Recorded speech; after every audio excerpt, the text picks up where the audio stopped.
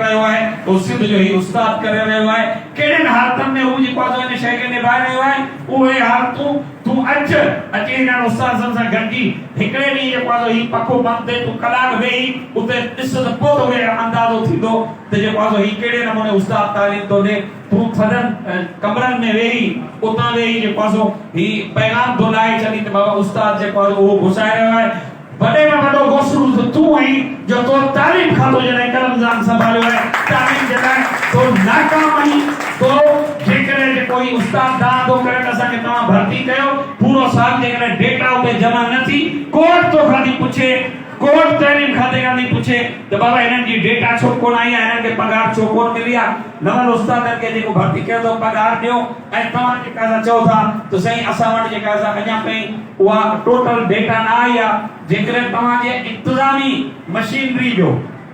TO जेकरे किथे सुस्त है डीओ सुस्त है डायरेक्टर सुस्त है सेक्रेटरी जेकरे न तो पहुंचाए तो उन जो जिम्मेदार वो सरबराह हुंदो है इन जो जिम्मेदार सरदार शाह तू ही 1.5 साल 2 साल का जेका तालीम जी ही हालत है तो के इस्तीफा ॾियण घुर्जे तो के कबूल करण घुर्जे जेकरे सिद्ध जो उस्ताद हर इलाके में वञूं था या दावा तो करे सही असा वट फर्नीचर कोने असा वट किताब कोने जेकरे किताब इते न पहुतो ऐं ही गाल दुरुस्त आम चवा तो सिर्फ दोस्त गालियों न कन ये फिगर दियो ये फिगर तमाम कलेक्ट करे पंजे सेंटर ते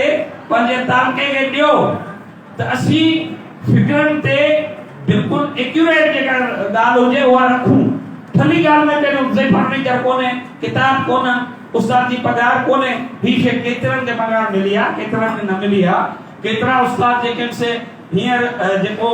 सर्विस जो मसलो आ चयो तो वने जेका वेला भी ड्यूटी भाई कौमी काज है आप चवंदो ही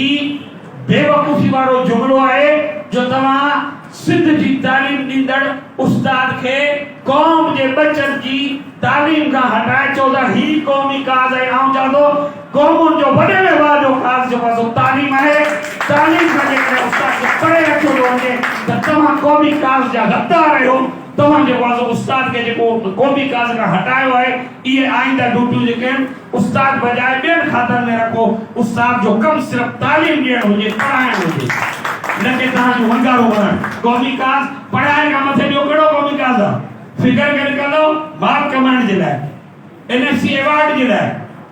माण्हुनि जे लाइ सूबे जे लाइ हिन सूबे खे हेतिरा पैसा मिलण हेतिरी